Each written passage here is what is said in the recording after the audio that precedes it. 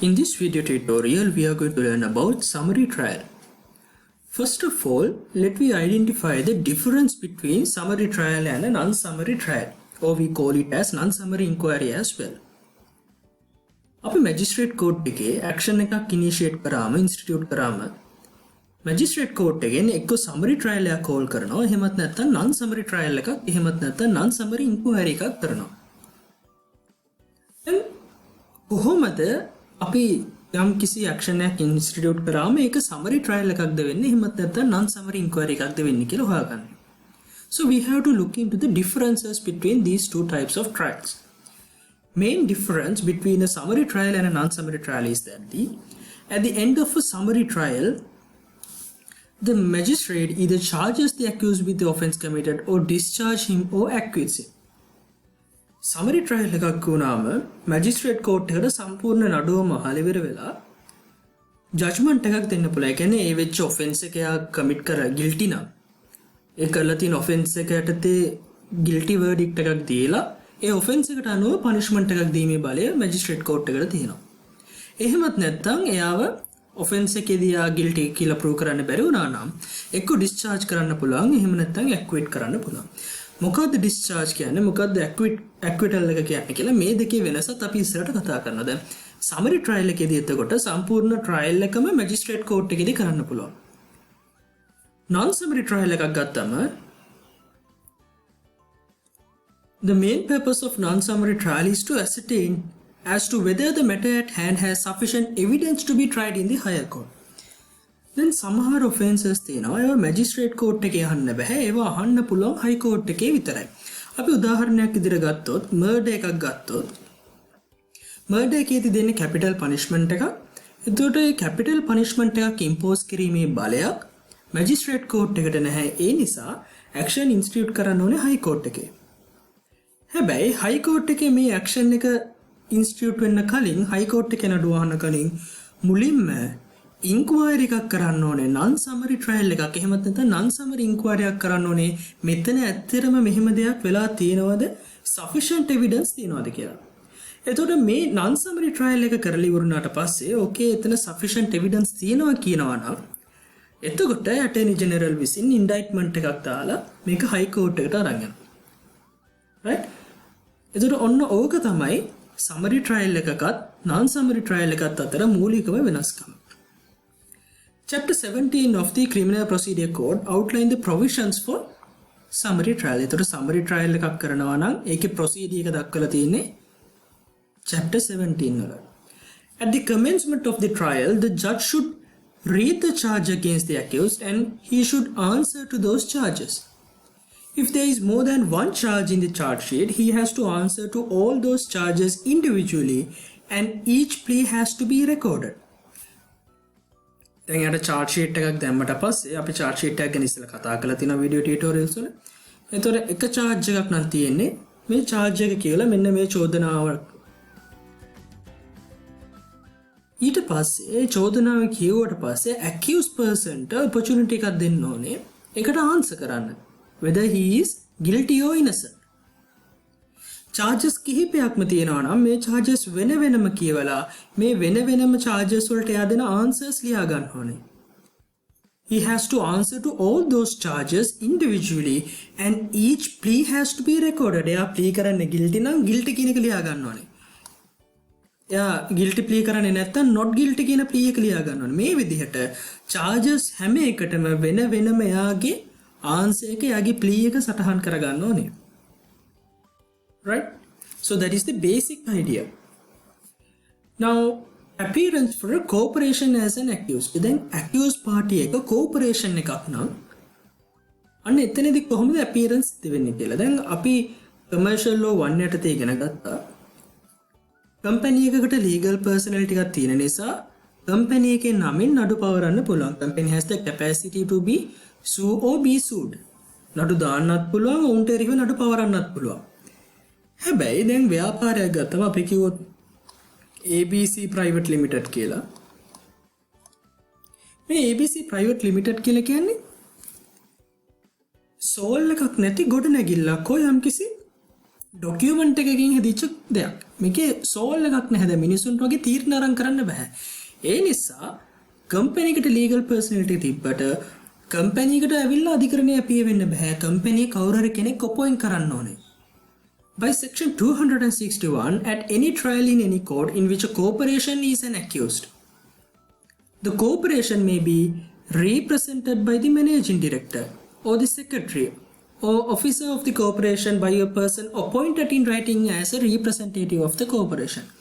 The සාමාන්‍යයෙන් company එකකට නඩු පවරනවා කියලා සමන්ස් යවම රෙජිස්ටර්ඩ් ඔෆිස් එකට ඒ නඩු දවසේදී කවුරු හරි කෙනෙක් කැපිය වෙන්න ඕනේ කම්පැනි එක වෙනුවෙන්. ජෙනරලි මැනේජින් ඩිරෙක්ටර් තමයි එහෙමත් නැත්නම් සෙක්‍රටරි කෙනෙක් තමයි කෝට් එකේදී අපේ වෙන්න ඕනේ. එහෙමත් නැත්නම් මැනේජින් ඩිරෙක්ටර් කෙනෙක්ට එහෙමත් නැත්නම් කෝපරේෂන් එකට කම්පැනි එකට පුළුවන් in writing යම් පුද්ගලෙක්ට බලය දීලා අපොයින්ට් කරන රයිට් මෙයා තමයි කම්පැනි එක නියෝජනය කරන කම්පැනි එක අපිය කරන කම්පැනි එක වෙනුවෙන් අපියරන්ස් එක කරන රිප්‍රසන්ටේටිව් කියලා. right, such person shall act on behalf of the accused and where the court requires the accused to be subject to anything such shall be construed in relation to such person. එතකොට ඒ company එක වෙනුවෙන් criminal procedure code එක යටතේ අවශ්‍ය කරන හැම දෙයක්ම කිරීමේ බලය මේ අදාළ පුද්ගලයාට අපොයින්ට් කරන අපි වෙන පුද්ගලයාට තියෙනවා කියලා කියනවා on behalf of the corporation. It is important to note that where the corporation is unrepresentative, දැන් මේ කියපු විදිහට representative කෙනෙක් ආවේ නැත්නම් කෝට් එකට court is satisfied the summons have been duly served. Coat එකට satisfied නම් right summons හරියට registered office එකට යවලා තියෙනවා summons ලැබිලා තියෙනවා නඩුව සම්බන්ධයෙන්, so they know about that particular action but yet they haven't no one appeared in the court on the date of the trial, so the trial will proceed and be concluded in the absence of such representative. එහෙමත් නැත්නම් ex parte විදිහට appearance නැතුව accused party ගේ appearance නැතුව නඩුව continue කරන් යන්න පුළුවන්. මොකද summons හරියට properly serve වෙලා නඩුව තියෙන දවසේ මේගොල්ලෝ appear වුණේ නැහැ. right, මේ basic idea එක ඔළුවේ තියාගන්න. දැන් අපි වැදගත් කාරණා ටිකට යමු. trial in absentia. Section 192 states that in a summary trial where the accused is absconding or has left the island, right? So it has mentioned 3 instances. One is absconding or has left the island, right? He is unable to attend or remain in court by reason of illness and either has consented to the commencement or continuation of the trial in his absence, or if such trial may commence or proceed or continue in his absence without prejudice to him, or by reason of his conduct in court obstructing or impeding the progress of the trial. Now, in one of these grounds is made, the magistrate may commence and proceed with the trial in the absence of the accused. accused ලංකාවේ නැත්තම් එහෙමත් නැත්නම් accused සමන්ස් දීලා දැන් යා එන්න නැතුව මග හරිනව නම් absconding නම් එහෙමත් නැත්නම් යාගේ රෝගී තත්ත්වයක් නිසා යාට කෝට් එකට attend වෙන්න විදිහක් නැහැ. නමුත් එයා නැහැයි කියලා the proceed or continue in his absence without prejudice to him. එයා නැතුව මේ නඩුව ගෙනිච්ච කියලා ගැටලුවක් වෙන්නේ නැහැ. prejudice එකක් නැහැ. හානියක් නැහැ. එහෙනම් එවැනි අවස්ථාවකදී මැජිස්ට්‍රේට්ට පුළුවන් ඩිසයිඩ් කරන්න accused නැතුව නඩුව proceed කරන්න. right, ඒ වගේම trial එකට obstruct කරනවා නම් බාධා කරනවා නම් යම් කිසි පුද්ගලයෙක් අන්න එතකොටත් ඒ accused party එක නැතුව නඩුව පටන් ගන්නත් proceed කරන්නත් පුළුවන් කියලා කියනවා. right, so those are the instances where the magistrate may commence and proceed with the trial in absence of accused. However, in the course of or within a reasonable time of the conclusion of the trial, an accused under section 192 1A දැන් ලංකාවෙන් පිට වෙලා ඉන්නවා කියපු කෙනෙක් කොන trial එකේ උරුණාට පස්සේ reasonable time එකකින් and he appears and satisfied that his absence from the trial is bona fide. දැන් trial එක ඉවර වෙලා පොඩි කාලයක් reasonable time එකක් ඇතුළතදී ලංකාවෙන් පිට වෙලා හිටිය හරි abscond වෙලා කියන ground එක යටතේ trial එක accused නැතුව අරන් ගිය වෙලාවක එයා satisfy කරනවා නම් court එක මෙයාගේ එන්න බැරි වුණේ bona fide හේතුවක් reasonable හේතුවක් දුන්නොත් එතකොට මොකද වෙන්නේ? when the trial is not concluded, trial එක ඉවර නැත්තම් evidence up to then shall be read to him and he shall be allowed to cross examine the witness who gave evidence. දැන් මෙයා මේ ඇවිල්ලා ඔබ්ජෙක්ට් කරන අවස්ථාව වෙනකන් නඩුවේ ගියපු එවිඩන්ස් තියෙනවා නම් ඒ එවිඩන්ස් සේරම මෙයාට කියනවා. කියලා ඒ අවස්ථාවෙන් පස්සේ දැන් මෙයාට පුළුවන් නඩුවට එකතු වෙලා ක්‍රොස් එක්සැමින් කරලා දැන් නඩුවට සම්බන්ධ වෙලා වැඩ කරන්න. මේ කියන්නේ ට්‍රයිල් එක කන්ක්ලූඩ් වෙලා නැති අවස්ථාවකදී. ට්‍රයිල් එකේ කන්ක්ලූඩ් වෙලා නම් එවිඩන්ස් උත් ඔක්කොම අරගෙන සේරම ඉවරයි නම් මොකද වෙන්නේ? Now in such instance where the trial has concluded, the court shall set aside the conviction and sentence. Court එක මොකද කරන්නේ? Conviction එකයි sentence එකයි set aside කරනවා. If any, an order that the accused be tried in nova, new trial. Conviction එක set aside කරලා අලුතෙන් trial එකක් දානවා accused person ගේ appearance එක. මොකද law එකේ තියෙන බේසික්ම කාරණාවක් තමයි hearing from both parties. එක පැත්තක කතාවක් අහලා තීන්දුවක් දීමේ හැකියාවක් අධිකරණයට නැහැ. අධිකරණය පැති දෙකෙන්ම කියන තියෙන දේ අහන්න ඕනේ. මේ රයිට් එක ලිමිට් කරන අවස්ථාව තමයි සෙක්ෂන් 192. ඉතින් එයා රටේ නැත්තම් එයා එන්නෙත් නැත්තම් අසනීප නිසා එයාට ඇටෙන්ඩ් වෙන විදිහක් නැත්තම් ට්‍රයිල් එකේ කටයුතු වලට බාධා කරනවා නම් එවැනි අවස්ථාවකදී අර රයිට් එක එයා නැති කර ගැනීමක් කළා තියෙන. ඒ නිසා in absence of trial in absentia, in absence of accused person, the magistrate may commence and proceed with the trial. Right? එතකොට අර හදිසියත් රටින් පිට වෙලා හරි ඇබ්ස්කොන් කරා කියන එකට රීසනබල් ග්‍රවුන්ඩ්ස් දුන්නොත් අන්න එතකොට ඒක ප්‍රූව් වුණොත් එහෙම මෙන්න මේ විදිහකට එයාට ට්‍රයිල් එකට ජොයින් වෙන්න පුළුවන් කියලා section 192 කියනවා. However, the above A and B shall not apply if the accused have been defended by an attorney at law at the trial during his absence. දැන් අනේ illness එකක් නිසා හරි එහෙම නැත්නම් රටින් පිට වෙලා හිටියත් එයා වෙනුවෙන් accused has been defended by an attorney at law on behalf of him. එයා වෙනුවෙන් attorney at law කෙනෙක් කැපිය වෙලා වැඩ ටික කරගෙන ගියා නම් එතකොට මෙන්න මේ කියන AB apply වෙන්නේ නැහැ කියලා කියනවා. Right? මේ එකත් B එකත් apply වෙන්නේ නැහැ කියලා. Section 272 is important in this regard because it states that except as otherwise expressly provided, all evidence taken at inquiries or trials under this code should be taken in the presence of the accused or when his personal attendance is dispensed with in presence of his pleader. Right? එහෙනම් idea එක ඔළුවේ තියාගන්න. basically කියනවා පැති දෙකම ඉන්න ඕන නඩුවක් අහනකොට. හැබැයි අර අපි කතා කරපු 192 grounds යටතේදී මෙන්න මේ හේතුව නිසා අනෙක් පාර්ටි එක නැති වුණත් accused පාර්ටි එක නැති වුණත් නඩුව කරගෙන යන්න පුළුවන්. හැබැයි මේගොල්ලෝ නැති වුණත් ඇටර්නි ඇට් ලෝ කෙනෙක් මෙයාලා වෙනුවෙන් පෙනී හිටියා නම් අන්න එතකොටත් පස්සේ මේකට ජොයින් වෙන්න විදිහක් නැහැ. මොකද ඇටර්නි ඇට් ලෝ කෙනෙක් එයාලව රිප්‍රසන්ට් කරලා තියෙන නිසා. right? ඕක තමයි trial in absentia වලට කතා කරගන්න තියෙන. ඊළඟට අපි කතා කරන්න යන්නේ the process after the charge has been read to the accused person. Section 183 states that the accused has to answer to the charge after it is read to him. He has to either plead guilty or not guilty. යාට charge එක කියවට පස්සේ අර අපි මුලදී කිව්වා වගේම වෙන වෙනම charges ටික කියන්න ඕනේ. charges කිහිපයක් තියෙනවා නම් එයා වෙන වෙනම මේකට answer කරන්න ඕනේ එයාගේ plea එකත් එක්ක. guilty plea කරනවද not guilty plea කරනවද කියලා. right? පුංචි අප්පුහාමි versus විජේසේකර case එකේදී කියනවා the accused who has to state the fact that he is guilty of the charge. This statement has to be an unconditional statement.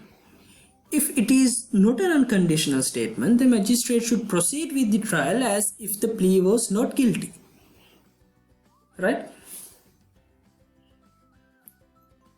Plea charge එක කියවට පස්සේ යාගෙන් plea එක ඇහුවම answer එක දෙනකොට ඒ statement එක unconditional statement එකක් තියෙනවානේ. මෙන්න මෙහෙම හරි මොන හරි හේතු ටිකක් දාලා සටහන් කිරීමක් කරන්න බෑ. right? එහෙම conditional විදිහට යා කරනවා නම් ඒකේ consider කරන්නේ plea එක not guilty විදිහට plea කරා කියලා. conditional unconditional statement එකක් consider කරන්නේ not guilty plea එකක් විදිහට. It should also be remembered that the plea of guilty should be recorded in the words spoken by the accused. Accused not guilty කියලා කියන විදිහට ඒ වචනයෙන් මේක රෙකෝඩ් කරගන්න ඕනේ. Once the accused has pleaded guilty to the charge, he may change his position with regard to the charge and plead differently. However, this should be done before the sentence is passed. Thereafter, the trial will proceed with the rectified plea. දැන් මුලදී යා කියනවා යා not guilty කියලා. හැබැයි නඩුව යන අතර වාරයේදී sentence එක pass වෙන්න කලින් ඕනම අවස්ථාවකදී before the sentence is passed ඕනම අවස්ථාවකදී එයාට පුළුවන් එයාගේ position එක change කරන්න, change his position with regard to the charge and plead differently. ටික දවසකින් එයාට කියන්න පුළුවන් නෑ මං guilty plea කරනවා කියලා. එතකොට එයා guilty plea කරාම thereafter the trial will proceed with the rectified plea. එතකොට guilty plea කරපු විදිහට තමයි දැන් නඩුව දිගටම අහගෙන යන්නේ. ආයි not guilty කියනකොට යන proceed එක නෙමෙයි. guilty plea එකක් යටතේ තියෙන proceed එක තමයි follow up කරන්නේ. right? The magistrate should convict the accused on his own plea. There should also be a conviction recorded by the magistrate. A plea එකට අනුව magistrate කටයුතු කරන්න ඕනේ. Thereafter, the magistrate should impose a punishment suited to the charge. However, before sentence is passed, the magistrate should consider a report forwarded by the registrar of the fingerprints in accordance with the Prevention of Crimes Ordinance and study the previous offences committed by the accused. He should also ask the accused or the lawyer appearing for the accused whether he has anything to say before sentence is passed. Right? එයාගේ charge එකට suit වෙන punishment එකක් දීමේ බලයක් magistrate තියෙනවා. හැබැයි sentence එක දෙන්න කලින් magistrate මොකද කරන්න ඕනේ? මෙයාගේ ඇඟිලි සලකුණු Prevention of Crimes Ordinance එකට අනුව ඇඟිලි සලකුණු අරගන්න registrar of fingerprints ලට යවන්න ඕනේ. ඊට පස්සේ තමයි එයා sentence එක දෙන්න ඕනේ. ඒකේ අරමුණු වෙන්නේ මෙයා පෙර වැරදි තියනවාද කියලා, previous offences තියනවාද කියලා. right? previous offences තියෙනවා නම් ඔයාලා දන්නවා. ඒතකොට දෙන sentence එක aggravated version එකක් කරනවා. ඒ නිසා ඒක යන හොයන්න fingerprints වලට යවන්න ඕනේ. ඒ වගේම තමයි sentence එක දෙන්න කලින් accused ගෙන් හරි lawyer ගෙන් අහන්න ඕනේ sentence එක pass කරන්න කලින් එයාගේ පැත්තෙන් මොන හරි කියන දේවල් තියෙනවද කියලා. right? එතකොට not guilty කියලා plea කරාම accused කෙනෙක් when an accused pleads a defense of not guilty, the magistrate must record it. not guilty කියන plea එක ලියා ගන්න ඕනේ. Thereafter, the prosecution commences leading of evidence. දැන් ඊට පස්සේ පැමිණිලි පැත්තෙන් prosecution party එකෙන් එයාලගේ ඉන්න evidences ටික මෙන්න මේ සාක්ෂි ටික කියලා prosecution එක පැත්තේ තියෙන evidence lead කරන්න පටන් ගන්න ඕනේ. The magistrate should note such evidence in his presence and hearing under his personal direction and superintendence. මේ evidence දැන් එක witnesses ලා prosecution එක පැත්තෙන් ගේනකොට මේ හැම witness කෙනෙක්ම magistrate ඉදිරියේදී magistrate ගේ personal direction එක යටතේ තමයි hearing එක වෙන්න ඕනේ. එතකොට ඒ witnesses ලා evidences දෙනකොට magistrate ට පුළුවන් යම් කිසි කරුණු සම්බන්ධයෙන් special attention එකක් දීලා ඒව ගැන වෙනම අහන්න. right? The defense may subject any evidence forwarded by the prosecution to cross-examine. Defense එකට පුළුවන් මේ prosecution එකෙන් ගේන evidence ලව cross-examine කරන්න. right? After such witnesses are cross-examined, the prosecution can re-examine the witnesses on point which the desires of clarification. Prosecution එකෙන් witnesses ලා can දෙවට පස්සේ ඒ witnesses ලා cross කිරීමේ හැකියාවක් accused party එකට තියෙනවා. cross examine කරාට පස්සේ ඒ cross examine වලදී තවත් මොන හරි clarification එකක් තියෙනවා නම් accused party එකට නැවතත් හම්බ වෙනවා re-examine කිරීමේ අවස්ථාව. Section 420 states that at the commencement of every summary trial, the court shall inquire from the accused person whether he agrees to make any admissions. දැන් නඩුව පටන් ගන්නකොටම right දැන් යා කියලා ඉවරයිනේ මං guilty plea කරන්නේ නැහැ කියලා not guilty කියලා innocent party එකක් කියලා කියලානේ තියෙන්නේ. දැන් නඩුවේ තීරණය කරගන්න ඕනේ මෙයා මේ offense එක commit කරලා තියෙනවද නැද්ද කියන එක. එතකොට මේ නඩුව සම්බන්ධයෙන් තියෙන මේ issues වලින් accused party එක admit කරන මොන හරි කරුණු තියෙනවා නම් accused මෙන්න මේ කරුණ වලට agree වෙනවා කියලා ඒවට admission එකක් දෙනවා කියලා එයා agree වෙන්න ඕනේ court එකේදී. He could do so through his attorney at law. The court shall thereafter record such admissions. right අපි හිතන්නකෝ breach of trust හරි මොකක් හරි contract breach එක සම්බන්ධයෙන් නම් මේ criminal action එකේ තියෙන කියලා. එතකොට මේ contract එකක් ඒ දෙකවල අතර තිබුණයි කියලා දෙන්නම පිළිගන්නවා නම් ඒකයි court එකේදී determine කරගන්න ඕන issue එකක් නෙමෙයි.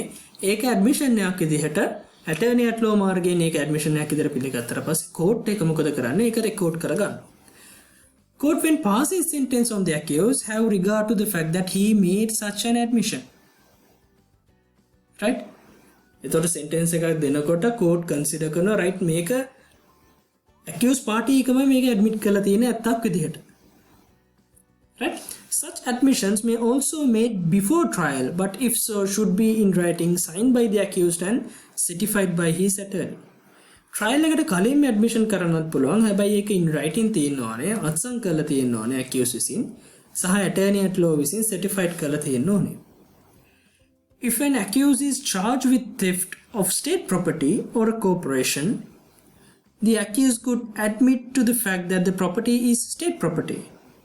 The prosecution therefore need not to prove that the fact, but only prove that the accused stole the property.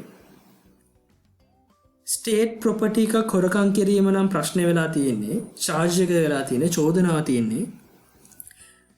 accused admit කරනවා නම් මේක state property එකක් කියන එක right දැන් ආයි මේක රජයේ දේපලක් කියන එක ඔප්පු කරන්න දෙයක් නැහැ. එයා ඒක admit කරලා තියෙන්නේ. එහෙනම් දැන් මේක ඔප්පු කරන්න ඕනේ මේ කියන state property එක සොරකමක් යටතට වැටෙනවද theft එකක් වෙනවද කියන එක විතරයි. Because he has already been admitted that the property is a state property, so there is no issues to be determined during the trial. Right? Okay, good. Now we are going to learn about section 414. This provision states that any document purporting to be a report of the government analyst, government examiner of questions document, registrar of fingerprints, examiner of motor vehicles and government medical officer GMO may be used as evidence in any inquiry, although such officer is not called as a witness. Then api government medical officer gen report එකක් ගන්නවා. අපි කියනකො rape case එකක් නම් ඒකෙදි government medical officer gen report එකක් ගන්නවා. ඒ දෙන report එක evidence එකක් විදිහට consider කරනවා. ඒ government medical officer witness කෙනෙක් විදිහට නම් කරලා අධිකරණයට කැඳෙන්නේ නැති වුණොත් එයාලගේ report එක evidence එකක් විදිහට consider කරනවා. ඒක hearsay වෙන්නේ නැහැ. Right? Once the prosecution has called upon all its witnesses and produced all relevant documentary evidence, the prosecution shall conclude its case. Prosecution එකෙන් එයාට ඉන්න witnesses ලා documentary evidence හැමදේම produce කරාට පස්සේ prosecution එක පැත්තේ නඩුව අවසන් වෙනවා. The magistrate shall mark all such evidence received from P1, P2. Likewise, he has to record all the evidences. So let me assume that there are P1 to P15. Right? So he has to record all and mark all these evidences, and once the prosecution rests, the lawyer for the prosecution, attorney at law for the prosecutions must state that I close the case for the prosecution marking in evidence P1 to P5, or in this scenario P15. Right?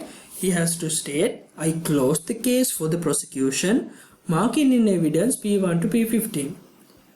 prosecution පැත්තට තියෙන නඩුව මම මෙතනින් අවසන් කරනවා evidence විදිහට P1 ඉඳලා P15 වෙනකන් නම් කරලා තියෙන evidence අධිකරණයට වාර දීමෙන් පස්සේ. Right? Okay.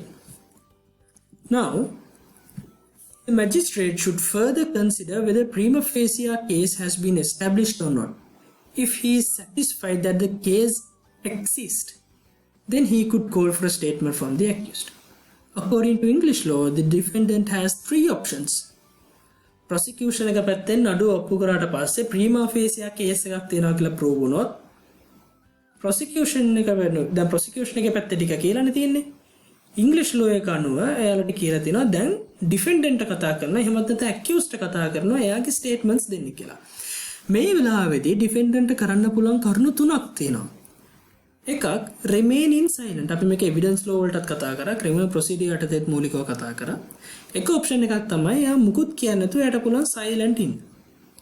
දෙවෙනි අවස්ථාව give evidence himself or lead evidence on his behalf through witnesses. එයාගේ පැත්තට evidences කැඳවීමේ හැකියාවකුත් එයාට තියෙනවා. එහෙම නැත්නම් එයාට පුළුවන් doc statement එකක් කරන්න. අපි doc statement එකක් කියන එක වෙනම පාඩමක් විදිහට කතා කරා evidence law වලට. right? ඒතර options තුනක් තියෙනවා defendant prosecution case එක ඉවරනාම එක්ක එයාට නිහඬව ඉන්න පුළුවන් to remain in silent. එයාට evidence දෙන්න පුළුවන් to give evidence himself or through an witnesses on behalf of him, or he can make a doc statement.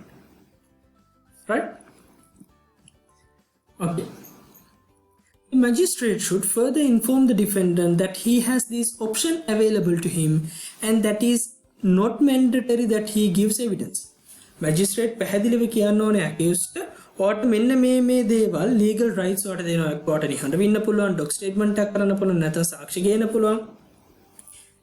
එයාට ඒ පිළිබඳව දැනුවත් කරලා එයාට කියන්න ඕනේ ඔයා අනිවාර්යයෙන්ම සාක්ෂි දෙන්න ඕනේ කියලා කාරණාවක් නැහැ. That it is not mandatory that he gives evidence. If necessary, the defense will commence with the recording of the evidence. Right? After the defendant gives evidence and after consideration of that evidence, if the magistrate is of the opinion that the accused is not guilty of the offence, then the magistrate could acquit the accused. Defendant එයාගේ evidence දුන්නට පස්සේ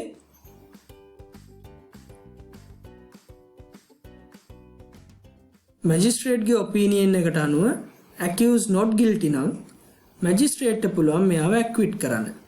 දැන් අපි මේ acquit එකයි discharge එකයි වෙනම කතා කරමු. දැනට ඔළුවේ තියාගෙන acquit කරන්න පුළුවන් කියලා. After the prosecution has concluded recording evidence and the magistrate of the opinion that they have not established a prima facie case. අන්න එතකොටත් පුළුවන් කියලා කියනවා acquit කරන්න. දැන් එක අවස්ථාවක් තමයි prosecution එක right හරියට දෙයක් ඔප්පු කරලා prima facie case එකක් තියෙනවා කියලා කිව්වා. හැබැයි defendant එයාගේ evidence ගියාම magistrate පේනවා right මෙතන නඩුවක් නැහැ defense එකේ පැත්තේ හරි දෙයක් සිද්ධ වෙන්නේ කියලා. අන්න එතකොට එයා මොකද කරන්නේ මේ නඩුව මේ එතකොට ඉන්න defendant නිදොස්කට නිදහස් කරනවා acquit කරනවා. හැබැයි තව අවස්ථාවක් තියෙනවා acquit කරන්න පුළුවන් prosecution එක එයාගේ evidence ගේන අවස්ථාවේදීම එයා fail වෙනවා නම් prima facie case එකක් ඔප්පු කරන්න ආයි defendant එයාගේ පැත්තෙන් party එයාගේ evidence ගේන දෙයක් නැහැ prima facie case එක prosecution එකෙන් prove කරලා නැති නිසා ඒ වෙලෙම acquit කරන්න පුළුවන්. If the magistrate decides that the accused is guilty of the crime, then such decision should be recorded and he should be sentenced accordingly. Prima facie case එකක් establish කරලා trial එකට ගිහිල්ලා defendant එයාගේ evidence කියන්නේ කියලා එතනදී ඊට පස්සෙත් court එකට හිතනවා right magistrate prosecution එකෙන් කියන කතාව හරි මේ කියන පුද්ගලයා මෙන්න මේ crime එක කරලා තියෙනවා කියලා ඒ crime එක සිද්ධ කරපු ඒ decision එක record කරලා ඊට අනුව sentence එකක් නියම කරන්න ඕනේ කියලා කියනවා. දැන් අපි බලමු discharge එකයි acquittal එකයි අතර තියෙන වෙනස්කම මොකක්ද කියලා. නිදහස් කිරීමයි නිදොස් කොට නිදහස් කිරීමයි අතර වෙනස. Criminal Procedure Code defines both discharge and an acquittal. Section 2 states that discharge means discontinuance of the criminal proceedings against accused but does not include an acquittal. Acquittal is when an accused is freed from all charges. accused person සම්පූර්ණයෙන්ම ඒ චෝදනාවලින් නිදහස් කරනවා නම් ඒකට අපි කියනවා acquittal එකක් කියලා. එතකොට ඒ charge එක මත නැවතත් යට නඩු පැවරීමක් කරන්න බෑ. හැබැයි discharge එකක් කියලා කියන්නේ criminal proceeding එක discontinue කිරීමක්. ඒකදී acquit කිරීමක් කරන්නේ නැහැ. නිදහස් කිරීමක් කරන්නේ නැහැ. ඒ charge එක යටතේ නැවතත් අනාගතයේදී වෙනත් action එකක් ගැනීමේ හැකියාවක් තියෙනවා discharge කරොත්. හැබැයි acquittal එකකදී fresh charge එකක් ඒ charge sheet එකටම ගන්න බෑ. To free an accused from all charges, the facts pertaining to the case against him must be considered. According to Section 185, once the evidence for the prosecution, defense and other such evidence is taken by the magistrate, if magistrate finds not guilty, he shall record a verdict of acquittal. Right? If he finds the accused guilty, he shall forthwith record a verdict of guilty and pass sentence upon him according to the law. Section 186 is about magistrate can discharge the accused at any previous stage of the case without any restrictions. Magistrate පුළුවන් කියලා කියනවා accused කෙනෙක්ම ඕනම අවස්ථාවකදී reasons දක්වලා verdict එකට කලින් ඕනම අවස්ථාවකදී discharge කරන්න.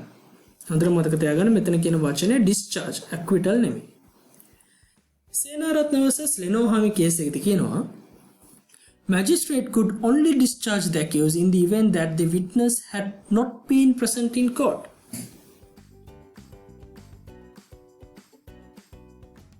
Witnesses ලා අදාළ දිනේදී අධිකරණයේ පෙනී හිටියේ නැත්නම් accused person discharge කරන්න පුළුවන් කියලා සේනාරත්න කේස් එකේදී කියනවා.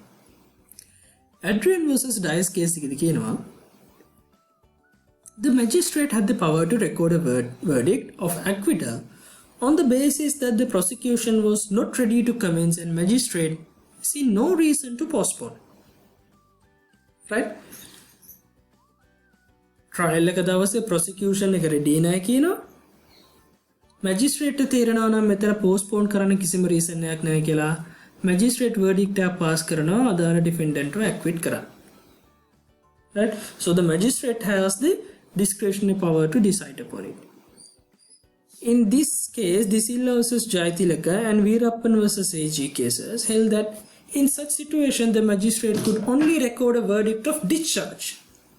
දැන් මේ කේස් එකේදී කියනවා අර විදිහට prosecution එක ready නැත්තම් acquittal එකක් කරන්න බෑ කරන්න පුළුවන් එකම දේ discharge එකක් කියලා. right ඔයගේ different opinions තියෙනවා different judgment වල. Section 186 කියනවා also empowers the magistrate to acquit the accused if further proceedings will not result in conviction of the accused. He must however state his reasons. දැන් නඩුව ඉවර නැහැ trial එක තාම යනවා. නමුත් මුලදී ගෙන්නපු සාක්ෂිකරුවන්ගෙන් බලද්දිම තේරෙනවා මේ නඩුව ඉස්සරහට ගෙනිල්ල වැඩක් නැහැ. accused convict කරන්න පුළුවන් evidence එකක් නැහැ. තියෙන හොඳම evidence එකත් defects යටතේ තමයි තියෙන්නේ. And ඒ අවස්ථාවකදී also empowers the magistrate to acquit the accused if further proceedings will not result in the conviction. එතකොට ඒ වගේ වෙලාවකදී magistrate තේරෙනවා නම් තවදුරටත් මේක අරන් යන එක කාලයක් මුදලුත් නැති වෙන දෙයක් විතරයි කියලා. එයා reasons දක්වලා stated reasons and he can make a verdict record a verdict of acquittal. Right? දැන් අපි බලමු charge එකක් complaint එකක් හරි withdraw කරන්නේ කොහොමද කියලා. A complainant can at any time before verdict is entered තීන්දුව ප්‍රකාශ කරන්න කලින් ඕනම අවස්ථාවකදී තමාගේ කේස් එක withdraw කරන්න පුළුවන්. හැබැයි only if magistrate is satisfied with sufficient grounds for permitting him to withdraw the case then he acquit the accused. Magistrate වරයාසි මොකද කරන්නේ sufficient grounds අහනවා. sufficient grounds අහලා ඒ grounds එයාගේ record කරන reasons record කරලා ඊට පස්සේ magistrate පුළුවන් allow කරන right මේ case එක නා withdraw කරන්න කියලා. Okay. Section 190 is exempt in case of a complaint made under section 131A C and D. දැන් වලට මතක තියෙනවනේ මොනවද මේ A C D කියන්නේ කියලා. action එකක් institute කරනකොට magistrate may with the previous sanction of the attorney general stop proceedings at any stage without pronouncing any judgment either of acquittal or conviction and may thereupon discharge the accused. Reasons have to be recorded. The benefit of such scheme is that in the event of situation where the accused is accused of a charge whereby the sentence received or receivable is inadequate, the Attorney General could indict him in the High Courts after his discharge from the Magistrate Court. මේ AG Gunasekara case එක වැදගත්. Even though the prosecution rests its case, it does not mean that all the leading of evidence have been concluded.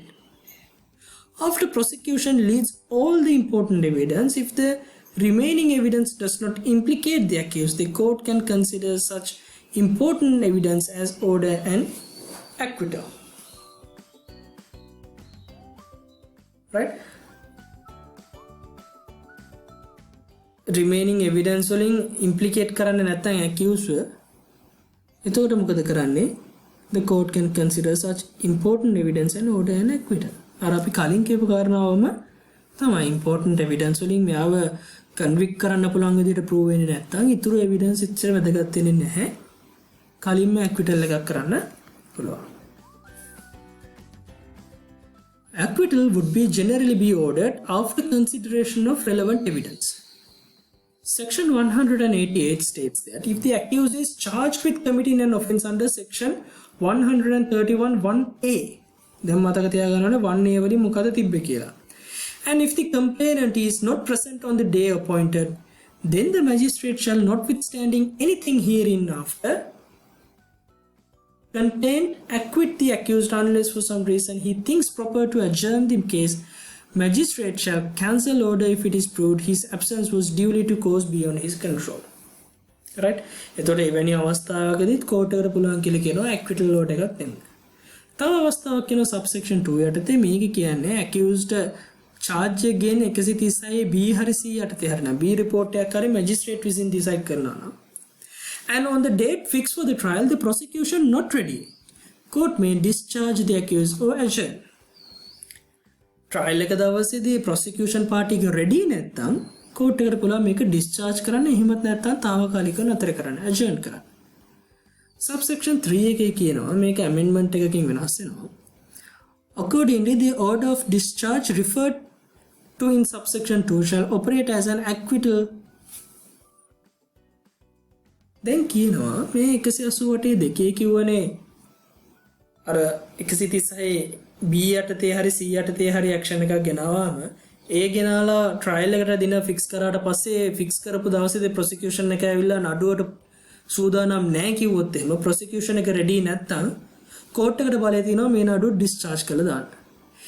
එහෙම discharge කරලා not reopen within a period of 1 year. Discharge කරලා අවුරුද්දක් යනකම් මේක නැවත රීಓපන් කරේ නැත්තම් අන්න එතකොට පුළුවන් ඩිස්චාර්ජ් එක අයින් කරලා ඇක්විටල් එකක් ඕඩර් කරන්න. ඊමත් නැත්නම් ඩිස්චාර්ජ් එක ඇක්විටල් එකක් වඩටපත් වෙනවා. තව අවස්ථාවක් තමයි දැන් ඩිස්චාර්ජ් කරාට පස්සේ කේස් එක ආයි රීಓපන් කරනවා. රීಓපන් කරාට පස්සේ ආයි පාරක් ඩිස්චාර්ජ් කරනවා නම් සෙකන්ඩ් ටයිම් එකට අන්න එතකොට මේ දෙවෙනි පාර ඩිස්චාර්ජ් කරන එක ඇක්විටල් එකක් විදිහට කන්සිඩර් කරනවා. If evidence shows that an accused has committed an offence which is apart from the offence already charged, then even without a charge the accused can be held accountable for it in the circumstances mentioned below. Alternatively, a new charge can be drawn up and the defendant can be asked to plead conviction without a new charge. Section 177 states that the accused could convict when he is charged with one offence and it appears in evidence that he has committed another offence. In such situation, he may be convicted for the offence for which he is shown to have committed if he could have been charged with it under the first limb of section 176, although he was not charged with it. Right? The accused were charge sheet එක offence එකකට charge කරලා තියෙනවා. හැබැයි evidence වලට අනුව and it appears in evidence that he has committed another offence. evidence වලින් තවත් offence එකක් කරලා තියෙනවා කියලා පේනවා. ඒ වගේ situation එකකදී එයාව convict කරන්න පුළුවන් කියලා කියනවා. He may convicted for the offence for which he is shown to have committed if he could have been charged with under the first limb of section 176. 176 වලට අනුව එයාව charge කරන්න පුළුවන් නම් අන්න එතකොට අර charge sheet එකේ නැති offence එක යටතේ වුණත් එයාව charge කරන්න පුළුවන් කියලා කියනවා. අපි illustration එකක් ගත්තොත් ඒ කියන පුද්ගලයා accused වෙනවා, එයාව චෝදනා කරනවා, he is accused of an act which amount to theft, receiving stolen property or criminal breach of trust or cheating. මෙන්න මේ වගේ සිද්ධි ඔක්කොටම අහු වෙන විදිහට offence එකක් කරා කියලා හිතන්නකෝ. He may be charged with one of the said offences or he may be charged with having committed one of the following offences: theft, receiving stolen property, criminal breach of trust and cheating. උතර මේ යටතේ එකක් හෝ කීපයක් යටතේ දාන්න පුළුවන්. එකක් යටතේ දැම්මත් එවිඩන්ස් යටතේ දැන් පෙන්නනවා නම් මෙයා අනිකුත් ඔෆෙන්ස් එකක් කරා කියලා සෙක්ෂන් 176 යටතේ වැටෙනවා නම් මේක ඒ යටතේ charge කිරීමක් කරන්න පුළුවන්. 178 කියන ගමන් මේ කියන new charge එකක් හොඳේ. තියෙන charge එකට අමතරද charge sheet එකේ charge එක දාලා තිනවා නම් එයා වැරදි නම් guilt මේ punishment එක දෙන්න පුළුවන්. හැබැයි charge sheet එකේ දාලා නැහැ evidence වලින් වෙනත් charge එකක් එනවා නම් අන්න ඒ වගේ අවස්ථා තමයි මේ කියන්නේ. 178 කියනවා when charged offence consists of several particulars and some that combine itself into making one minor offence. offence එකේ particulars කිහිපයක් එකතු වෙලා තිනවා. මේ දේවල් එකතු වුණාම තව අලුත් පුංචි offence එකක් create වෙනවා. If such combination is proved and the remaining particulars are not, section 178 states that in such instance the accused may be convicted of such minor offence even though he was not charged with it.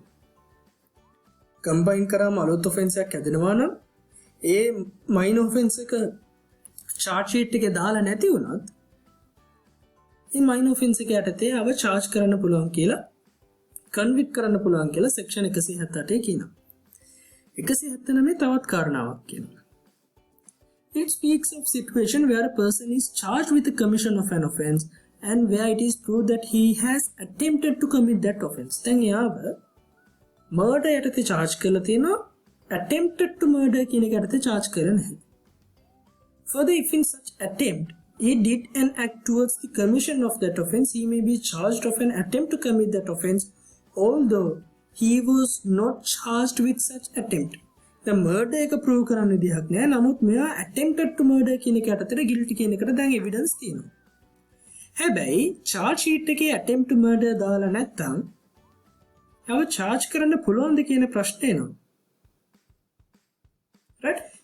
179 කියනවා ඔව් offense එකක් යටතේ ආ ඒක attempt කරලා තියෙනවා නම් ඒ attempt කරපු එකට යාට punish කරන්න පුළුවන් charge sheet එකේ නැති වුණත්. හැබැයි ඒ attempt to commit offence කියන එක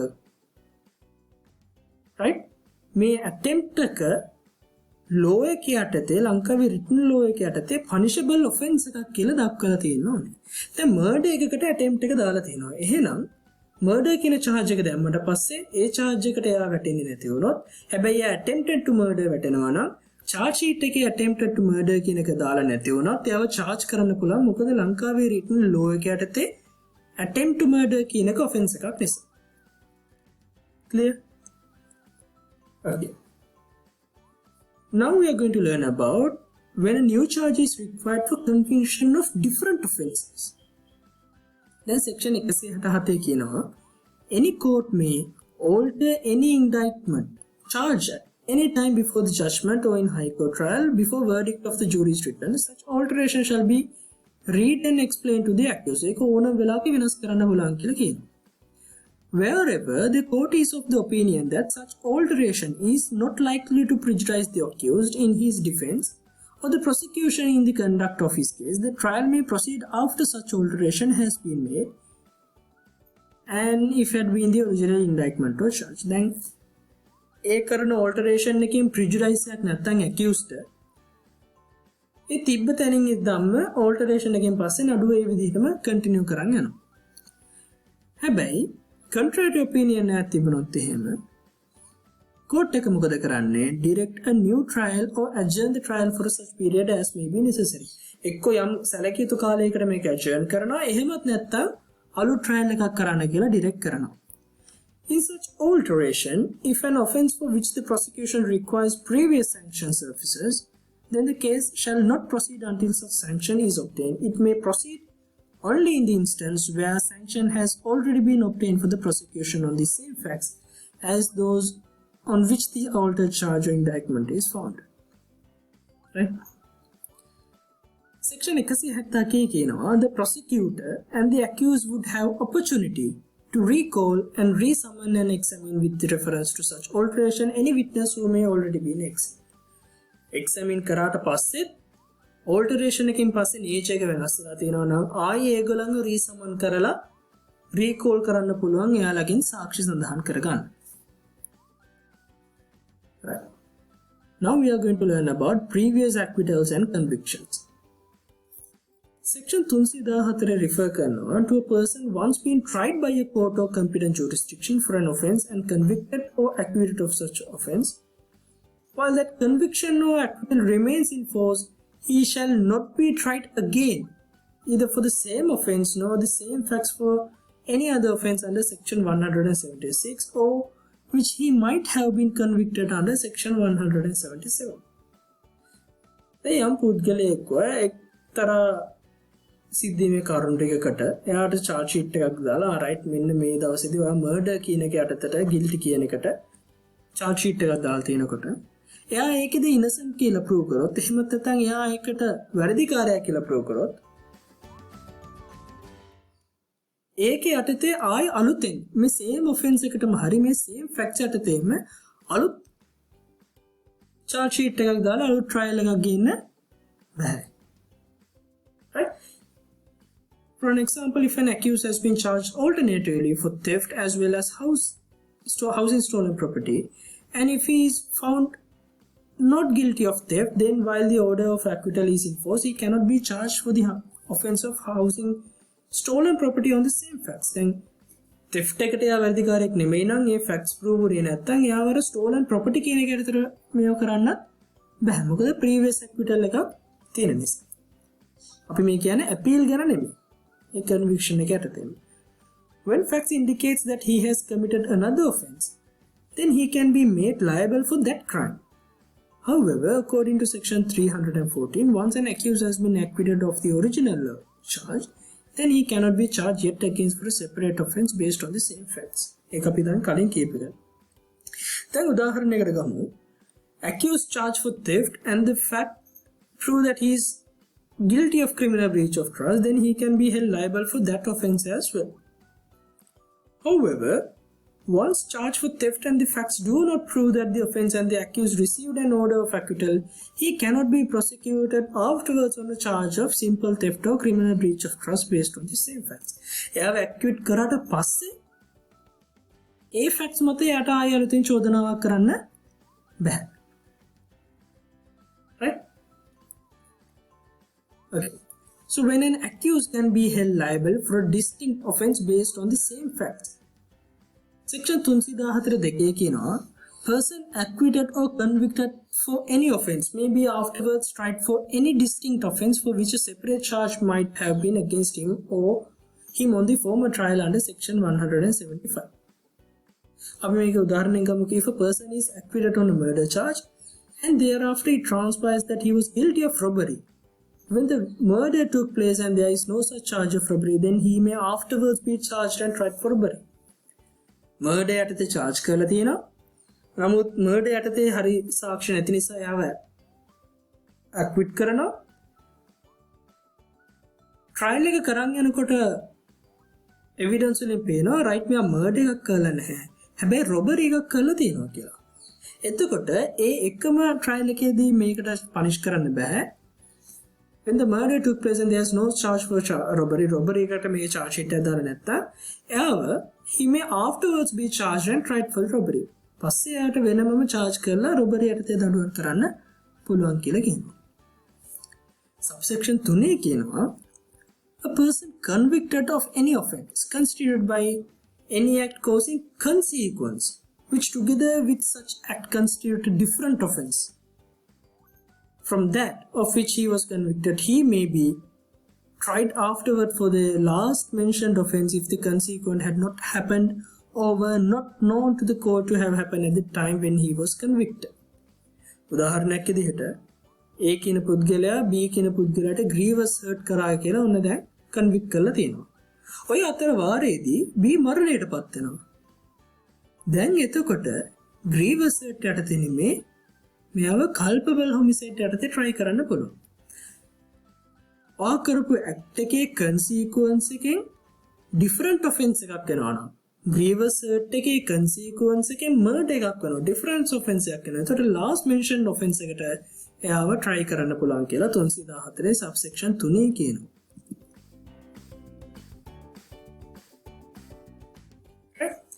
In an instance where court has ordered an acquittal and the court has only the jurisdiction to order discharge, then as held in Veerasekara vs. Simon, due consideration should first be given to the legal status and not to the words of the order. As such, therefore, an order of acquittal could be treated as an order of discharge under these circumstances.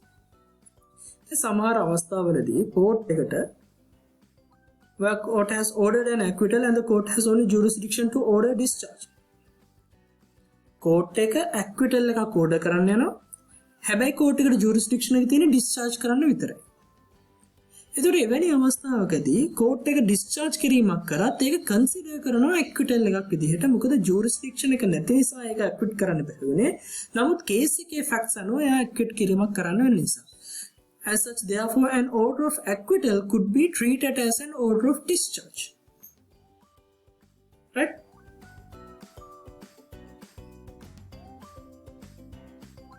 Now, in AG versus PSA, make a kalinot katha kala තියෙනවා. If a charge sheet has been incorrectly recorded, or if the recording is found to be illegal, then the accused should be only discharged. Right? Charge sheet එක හරියට දාලා නැත්තම් AG PSA න case එක AG versus PSA න case එක දිගට charge sheet එක හරියට දාලා නැත්නම් ඒව discharge කරන්න ඕනේ. මොකද illegal නිසා නඩුව.